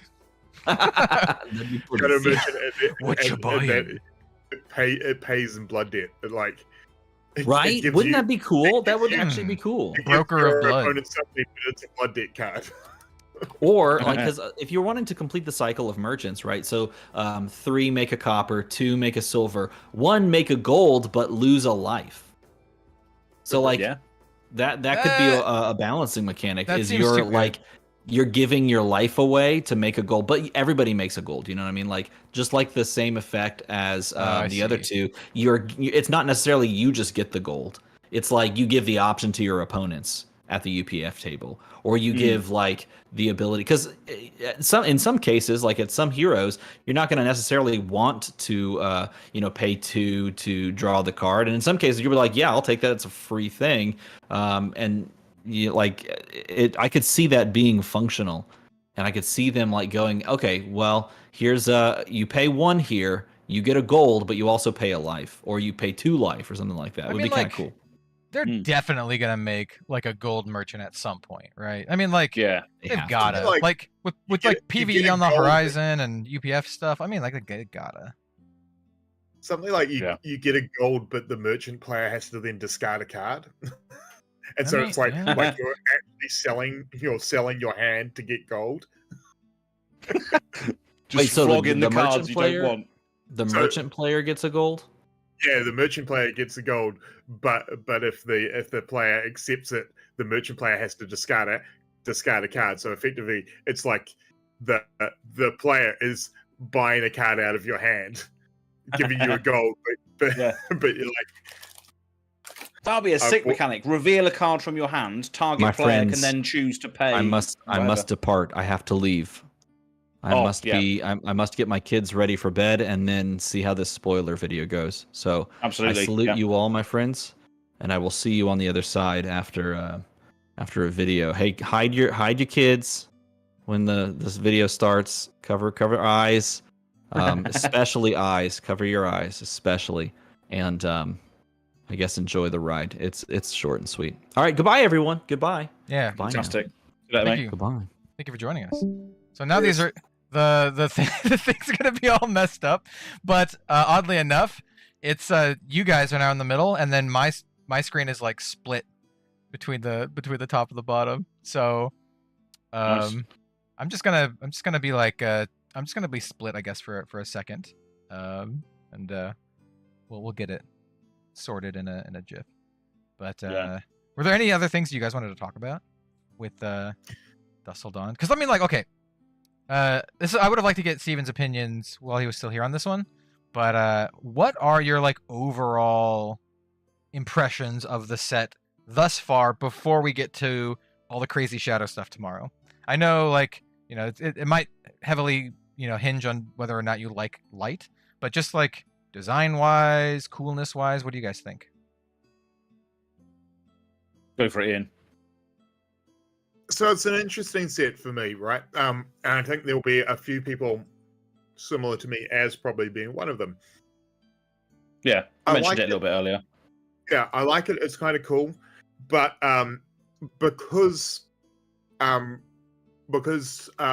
my particular favorite heroes aren't a massive part of it, I feel like this is going to be one of those sets that I will probably go out, buy a box just for, you know, because I like day one opening a box, probably do a video, but post buying a box, I probably will only pick up packs as my prize stuff from locals, and then I will just buy singles. Which, to be fair, as a supplementary set, that's not a terrible thing. Like, because, you know, it's not draftable. You can't play it. It's sealed. I think it'll be a pretty successful set because I think the heroes that are getting supported are getting some really cool stuff, and the heroes that are getting supported have big fan bases, especially so the Prism fan base, being that they basically get their girl back, and she's doing new things, so that's cool. And I think for the competitive players, there's definitely some stuff to look at, especially since this is going to go live for nationals. This is going to be good to go for nationals. I'm not sure a month out from nationals. I'm not qualified enough to go, this is going to be the breakout star and it's going to run through nationals from anything that we've seen yet. But yeah, I think it's cool. I like the set. There's definitely some stuff in here that I'm excited to pick up, but overall for me, but as a brute player and mainly a non-shadow brute player, even though I do play a fair amount of Levia, not one that I'm going to rush out and buy cases for. Yeah, exactly. Definitely, that's the same. Definitely, I think you can open some cool. I think you can definitely open some value in this with the Marvels and stuff, and make your money back. I mean, yeah, there's also like the lottery cards too, right? Yeah. There's the, you know, the what do you call them? The serialized the serialized proofs. Yeah, those things.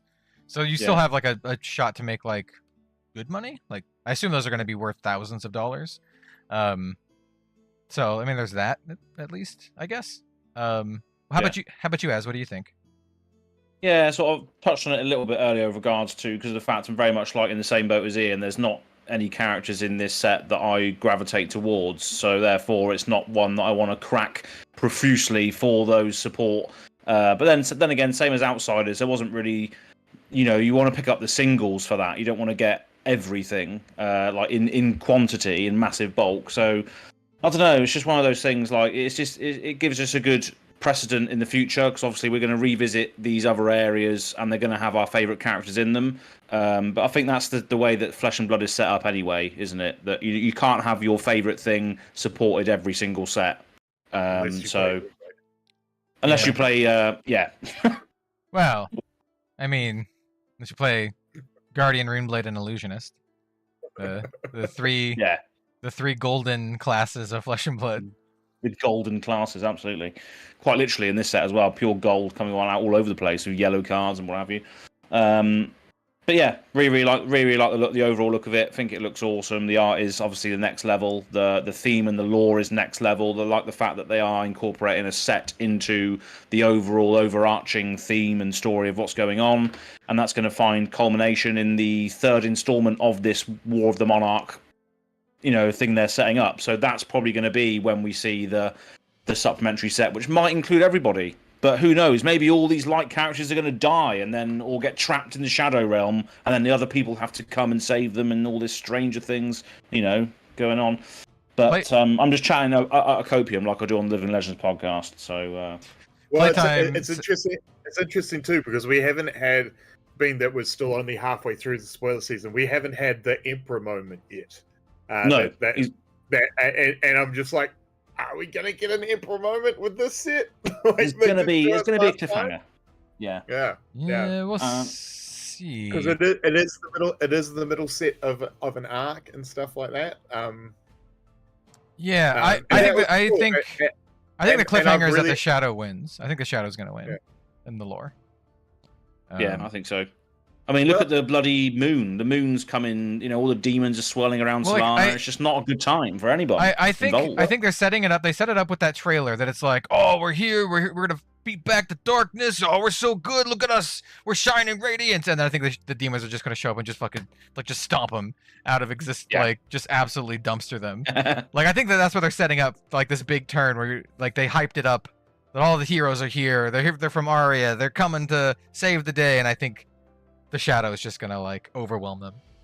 Probably, yeah. That's my with Shadow being on the last day as well, there's probably going to be left with everything in ruins. I mean, you know, we saw that 3 floating have like a bloody Hydra card or something. In their sort of teaser. It's not even an illusionist card. I think the border made it look like it was a Shadow Brute card. Exactly. So it's just demons and Hydras pouring out of all rifts in. It's not going to be a good time. We were talking with Kale from Dead Summer Art, and we were talking about how we think that Arathiel might get overlaid on top of, or Arathiel or the Monastery might get overlaid on top of Solana. Like it just might take Solana's place, and now there's just a big demon area, and Solana's just gone. Just take the drone from the Ninja Turtles. Yeah, exactly.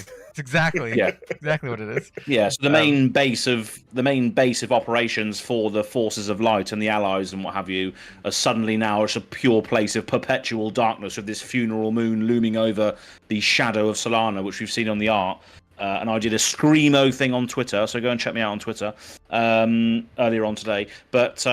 But yeah, I think it's just going to be, like you said, Cal, just like a big shadowy place now in Solana, and everything else around it has to then band together to then converge in on that thing that's invaded. So yeah. Yeah. Or sort of the flip side of that is the Solana just gets sucked into the dimension that the demons are coming from. So there's just a gaping hole where Solana was, and then the rest of Rage maybe. What just happened? That'd be sick. That'd be sick if all the heroes travelled through the rift, and then Solana's on the other side in Ariathiel. Oh, dude, with just all these big demons on the throne and stuff. That'd be sick. Everyone trying to get into that. This goes back to we were talking about Minerva earlier. I do think that eventually the heroes will travel into Arathiel. And that's why I was like, that's why I was like, Minerva's not dead. Not dead until I see a corpse, right? And so yeah, she's just gonna be there. She's gonna be all Uber because she's been fighting demons forever. Maybe time works differently, and she's old, and she's I've been fighting demons for 30 years. Well, that could be cool. Yeah, she's all grizzled, missing an eye. Has a bandana. I don't know. That's what I mean. Yeah, there's a few storylines like that where, Inception, for instance, if someone falls into limbo, they age because they've been there for so long. They age, and so that could be another thing to turn young heroes into old heroes as well. If there's time displacement sort of going on, that could be a sick way to turn young into old as well. Banished into Shadow Realm, and then if Oldham goes there, he just turns into dust. He just turns into just pure. The dust from his bones is gone. And then he's still really annoying to play against because he just blinds you with his bone dust. Literally just dust up constantly. Just bone dust. Anyway, so it's like Possibility Storm from Magic. Whenever you play a card, you have to randomly put that card into your deck and then play another one instead. That's the effect that the Dust Oldham's going to have on you eventually. But yeah, an absolute garbage. We should probably sort of maybe close it off because DM Armada's going to be spoiling his card in 25 minutes. Yeah, dude. I'm just kind of going through and appreciating a lot of the art in here. Even just some of the random rares, like this Cleansing Light by Mateus. It's just gorgeous. The art is so good. Here's Radiant Force Field by Iswardi again. Shout out to Iswardi. I know he sometimes watches the stuff. Great job, dude. Your art, you're just killing it. Who did Lumina Lance? Oh, that's Jasada I'm sorry, I pronounced your name horribly. It looks cool. I think. See, actually, talking about characters like big bads that could show up, because we had it in Celestial Cataclysm in That's right. Monarch, and it's again on.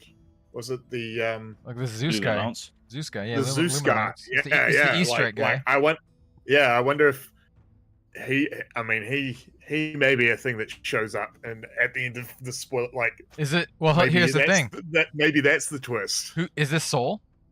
So one of the things I was thinking about, we talked about in Living Legends, is that Prism's adult name is Prism Awakener of Soul, and I was like, what if it ends in that they are so desperate, and they're losing that Prism actually calls Soul into the world, and that's like not a good thing because Soul like doesn't give a crap about humans, and he's just like everything dies. So I don't know. Is this what do you think, chat? Is Lumina Boomina guy? Is this Soul? Could be bearded Soul. Great Zeus. Well, yeah, it's like Great Zeus. bearded Soul. Yeah, goodness gracious, great bearded Soul. What's the Fabled gonna be? Oh yeah, Steven. What's the Fabled gonna be? Everyone, Fabled. Is it gonna be the Demonastery? We had okay. Here is the easy one. This is what I'm gonna call this the easy guess. Easy guess is you just continue what was happening in Monarch. So we had the Great Library of Solana in Monarch. So that means we have another landmark, but this time the opposite. So the easy guess is landmark Demonastery, like a very key part of the Demonastery. Yeah, but in saying that, what do we have in other supplementary sets? We had Fabled random crap. We've had random stuff. Yeah, but it was class or even hero specific Fabled stuff, right? So well, it hasn't. They've been very inconsistent. We had Shard and Crucible, which was Viserai specialization. Then we had the Grandeur of Valahai in Everfest, which was Guardian. And then in Dynasty, we had Command and Conquer though. We had Dynasty. Oh, so we had Command and Conquer. Yes, like I said, they've been very inconsistent. Steven says Gold Merchant Fabled. Maybe. Maybe. Yeah. Was it Shiana? Everyone. Yo, is it Shiana? Is Shiana gonna be in the set, but she's gonna be the Fabled, so she's gonna be even harder. Like she's gonna be even harder to pull than the legendary one. Wow. Everyone's like, Shiana reprint. We want a Shiana reprint. And then they're like, okay, here you go. And it's like Fabled Shiana. It's probably gorgeous, but like same rarity as like the Emperor. Like no one's gonna be able to pull it. Yeah. Gateway of the Demonastery, Stanley says. Yeah, dude. I'm thinking Demonastery Landmark. That's my flavor call for the Fabled Demonastery Landmark. We haven't had a landmark since Aria, and I think it's a good guess. I think it's the easy guess. If it's a landmark, it may also be a landmark that's not in Wraith. Like, oh yeah, Rathiel. Oh, dude, that'd be rad. Like something so in a Rathiel. Yeah, that'd be so rad. Steven says Shiana Soul Fabled. I mean, Soul as a Fabled would be cool. And, Soul. And I don't know how I'd feel about that. That feels, I don't know. That'd have to make it kind of suck. They'd have to make it suck. So it would be like not a must-have card. Yeah. The Fabled is in the Rudy spoiler video. Is it? I did not watch the Rudy spoiler video. There's a Rudy spoiler video, is there? Oh. Yeah, he did one like yesterday or whatever. What is it then? If someone has seen it in chat, let us know. What is it? I'm not going to go pull it up. I'm not going to pull it up. We're going to stay on Fabry. I'm going to stay on Fabry, by the way. Everyone should check out Fabry. They do an amazing job during spoiler season. Yeah, they really do. Like they are. They really do. I am not, saying it lightly when I say I think they're one of the pillars of the Flesh and Blood community. Fabry is like, they do an amazing job and a fantastic service to us for free. So, yeah. Shout out to the Fabry people. But, just a golden reserve there with wanting a golden goblin chalice. Golden. Of course they do. Chalice. Of course they want a goblin thing, don't they? You want the art there with the goblin drinking out of the goblin chalice. Absolutely. Shiana is an imposter and will betray Soul. I don't know. In the lore article with Shiana traveling from Volcor back to Solana, it really feels like the Magisters purified her mind. Put it that way. Like, they basically just, like, indoctrinated her. I think she's, like, whether she likes it or not, she's loyal to them. She's loyal to Soul. Interesting that you bring up the Magisters. They could possibly put in one of, like, the adjudicator type things as a fable, because normally it is just a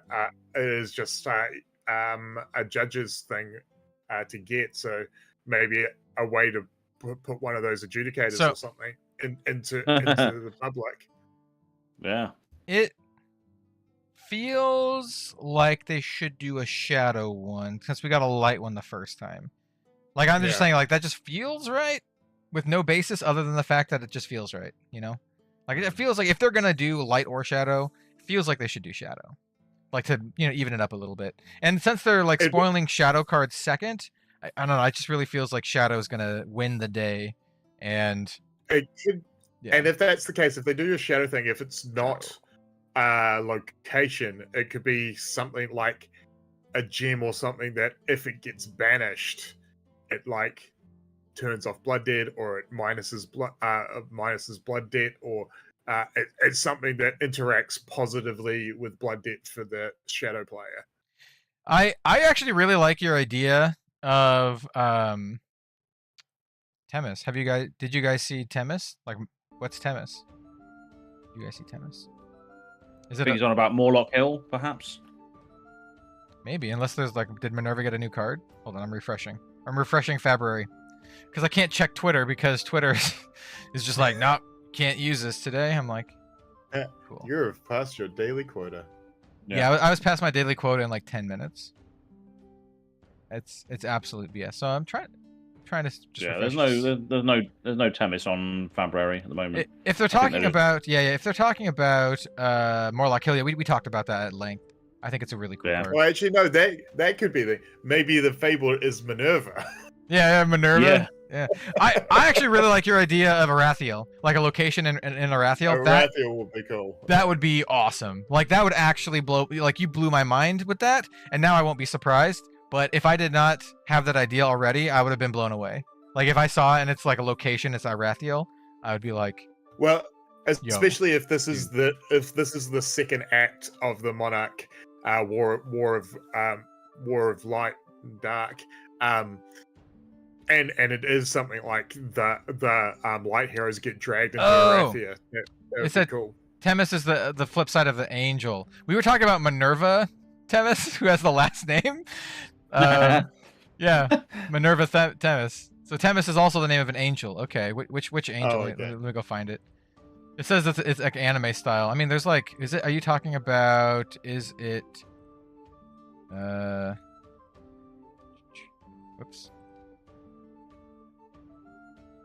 I'm trying to find it. There's erudition. Ravages. Looks pretty sick. Avalon. Tenacity. That's Metis. It's Judgment. Judgment. Oh, that's the one that's like, it's like broken. Oh, yeah. So this one's done by, we talked about this artist before. Yes, I did see this. Like Azur Mizoa. Yes. I'm a big fan of their art. All of their art. All of it. This one looks amazing. But I mean, like, their art is like so good. This reminds me of something. This one also looks like something from like Final Fantasy or something. Yeah. Looks decent, but we got confused then between. I didn't realize that Angel was called Temis, to be honest. But I thought I was speaking about Morlock Hill. But yeah, that is a nice piece of art. Same. Yeah. Fantastic. Nice. So, Goblin Reserve says, in Baltimore, James said this is the 12-hour period when Solana falls and then eventually rises again, if I remember correctly. So this should all end in darkness. Interesting. Well, I mean, I think it definitely looks like they're leaning towards like the shadow wins this fight. It's interesting. I mean, it's interesting to consider that, but also the fact that it's dusk till dawn. It could end in light. It could end in light. I mean, like, but light, yeah, but light's being not what we think it like. Because again, the underlying fact that there is a lot of theories that Sol and Solana and everything isn't as pure and just good as it's making itself out to be. So again, Exactly, that could be the swerve, like as we got with the death of the Emperor after everything was building up to the Emperor. Yeah. Yeah, I mean that goes back to what I was saying about Prism, Awakener of Soul, right? Yeah. Like her just actually bringing Soul into the world, and that's like not a good thing. I think it's a bad thing because Soul is definitely an Aesir. They literally call Soul the Aesir of Light in one of the lore recaps, so we know Soul 100% Aesir. We also know Aesir not good. They do not have the best interests of humanity in mind. So I don't know. Yeah. There could be the reveal.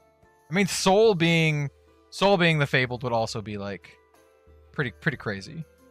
Yeah. Yeah. Soul.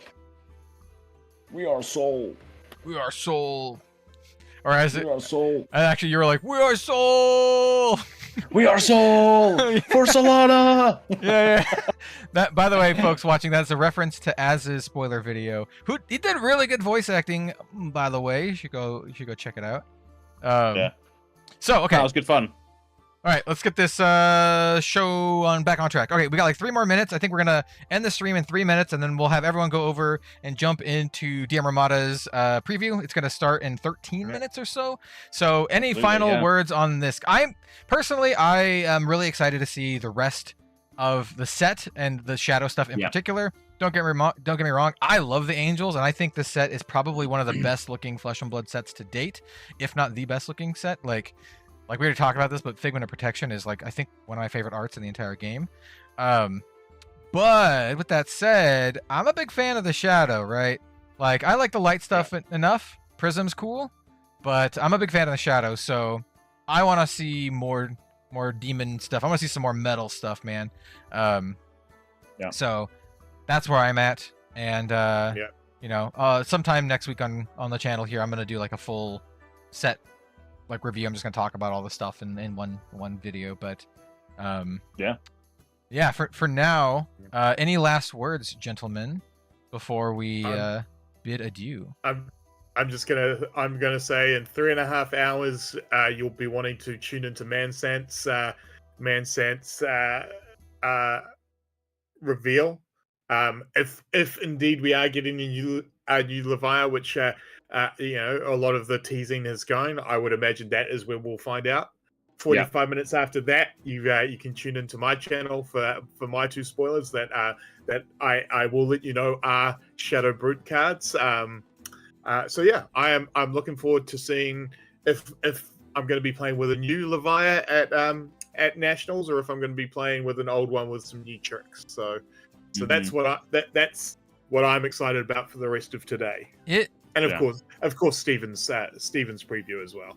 I mean, Steven's video is going to be a banger. His videos are always amazing. So, like, no matter what the cards are, I think it's going to be like very much worth watching. I have a feeling that we're going to get a new Levia. I have a feeling that Levia's mechanics are like so not great that they're just like, screw it, print another one. Like, make her better. Like, because like her mechanic is like not dying, and it's like she doesn't actually like do anything except for like not die. So it's like maybe she does more now other than not die. Maybe she has an actual like good effect. Needs a piece of value on her hero card. That's all she needs. Just the fact that we'll see what happens, I guess, in 3 hours if that's going to be the case. But it's like it's crazy. Like all these heroes have like these cool effects that have all like these. You look at Oldhim, right? Who's got like these crazy effects that prevents damage and does all this crap, and then Levia is just sitting there. It's like, I don't kill myself. That's my kill myself this turn. Yeah, brilliant. No. Not even that I don't kill myself. I might not kill myself. I have a possibility of not killing myself. Yeah, exactly. Yeah, she's like, I might live. And then you get hit by like sleep dart, and she's like, I'm dead. I'm very dead. I'm in danger. Yeah, I'm in danger. So I think that's good, and I think it also makes card effects like that. You know, like the hero's text box blank or whatever, like a death sentence for Levia. I think it makes it so like printing that kind of effect is specifically tricky in that certain circumstance. So. And that's one card I'm gonna really like as a ranger player going into all these heroes. You know, is Sleep Dart, turning off their hero abilities, because it seems like there's going to be a lot of value coming out of the hero abilities for Prism and Vincent. So I can't wait to be chucking my Sleep Darts back in. Yeah, look, they're you know, that Empyrean Rapture legendary doesn't do anything if their hero is blank, right? Exactly. Yeah, exactly. There you go. So there you go. I'm gonna be chucking in yellows and reds, I think, going forward, because Azalea's the only hero I play. But anyway, yeah, I'm looking forward to just seeing how this all wraps up with regards to the story and where we're going to be left in this obviously lore inherent set. So it's going to be interesting to see how it all ends and where War of the Monarch Part 3 might take us and what heroes might be involved next time. I'm looking forward to seeing what the cliffhanger is, because obviously this is if this was a movie, this is the end of the second act, or this is the second act. This is where Luke Skywalker is about to get his arm chopped off. Spoilers, by the way. Absolutely. This is the I am your father moment, right? Yeah.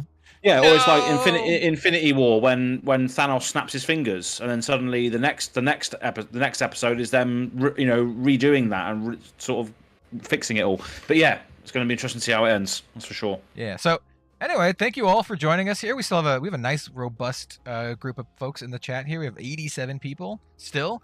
So thank you all for joining us, even though this stream died halfway through and my camera's not working, but you can still see Az and Ian, and they can wave goodbye to you.